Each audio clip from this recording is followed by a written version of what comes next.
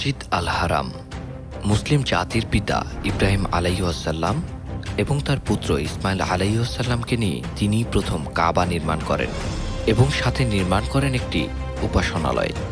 ইসলামী বিশেষজ্ঞ এবং ঐতিহ্য আলোচকদের মতে ইব্রাহিম আলাইহিসসালামের এই উপাসনালয়টি মসজিদ আল হারাম। মসজিদ আল হারাম সৌদি আরবের মক্কা নগরীতে অবস্থিত। এই মসজিদ ইসলাম ধর্মাবলম্বীদের জন্য সবচেয়ে পবিত্র স্থান। পবিত্র কাবা শরীফকে ঘিরে অবস্থিত এই মসজিদ পৃথিবীর সবচেয়ে বড় এবং সবচেয়ে সুন্দর মুসলিম স্থাপনা। পবিত্র মসজিদটি মুসল্লিদের জন্য ২৪ ঘন্টাই খোলা থাকে। নামাজের সময় কাবার দিকে মুখ করে দাঁড়ান। সারাক্ষণই একে ঘিরে তাওয়াফ করতে থাকেন মুসল্লিরা।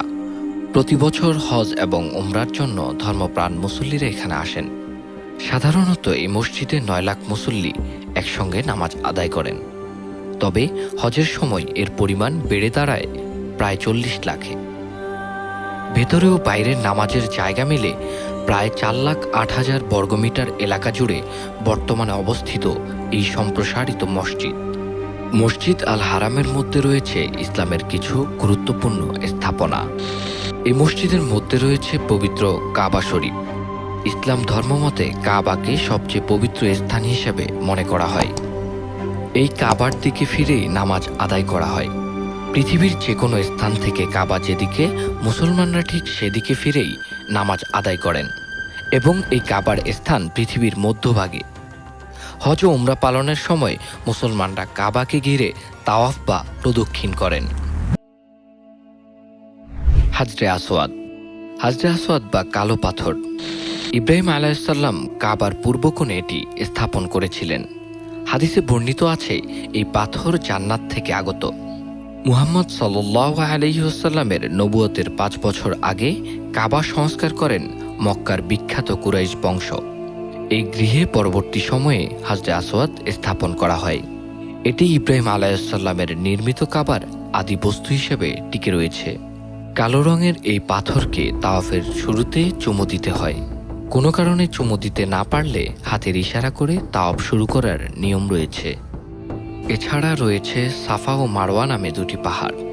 আগে এই পাহাড় দুটি কাবা শরীফের পাশে ছিল, কিন্তু বর্তমানে মসজিদ সম্প্রসারণের মাধ্যমে এগুলোকে মসজিদের সীমানার মধ্যে অন্তর্ভুক্ত করা হয়েছে।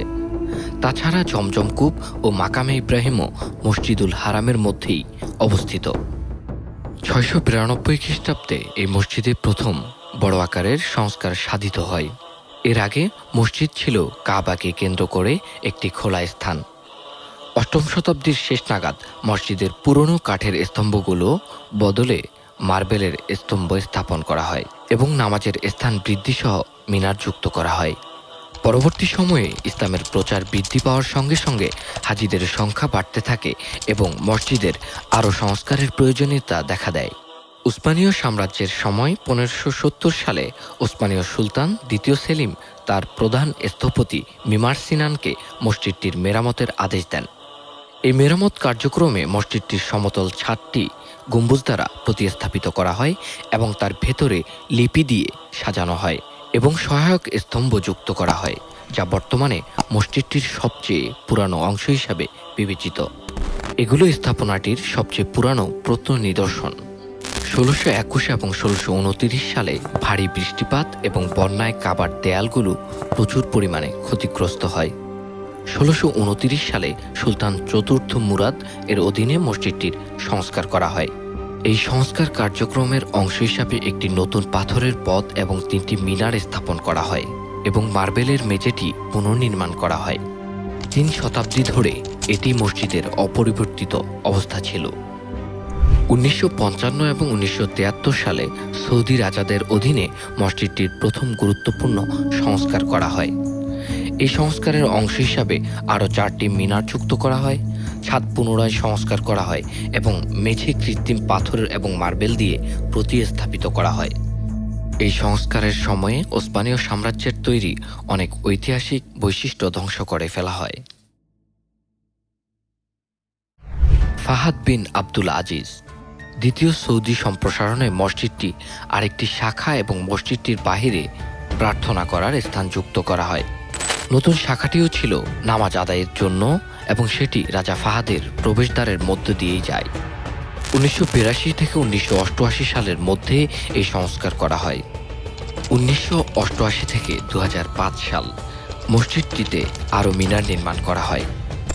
মসজিদটির ভেতর ও সেটিকে ঘিরে আরও নামাজ আদায়ের স্থান যুক্ত করা হয়, কিন্তু রাজার বাসস্থান একই সময়ে নির্মাণের কারণে মসজিদটি অবহেলার সম্মুখীন হয়।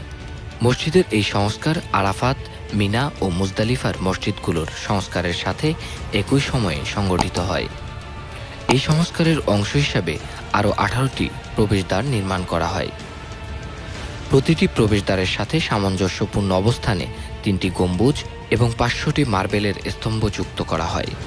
এই সংস্কারের অংশ হিসেবে উত্তপ্ত মেঝে, নিষ্কাশন ব্যবস্থা, শীতাতপ নিয়ন্ত্রণ এবং এসকেলেটরের নির্মাণ করা হয়।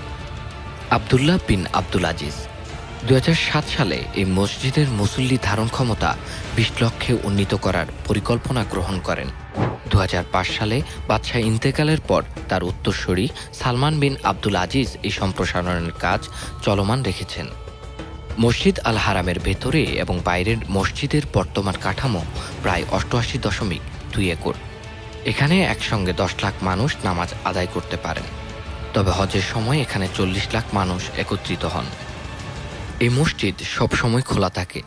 মুহাম্মদ সাল্লাল্লাহু আলাইহি ওয়াসাল্লামের নবুয়তের সময় মসজিদুল আকসার দিকে ফিরে নামাজ পড়তেন, তবে হিজরতের পর আল্লাহর নির্দেশে কাবার দিকে ফিরে নামাজ আদায় করা শুরু হয়। আজকের মতোই এখানেই শেষ।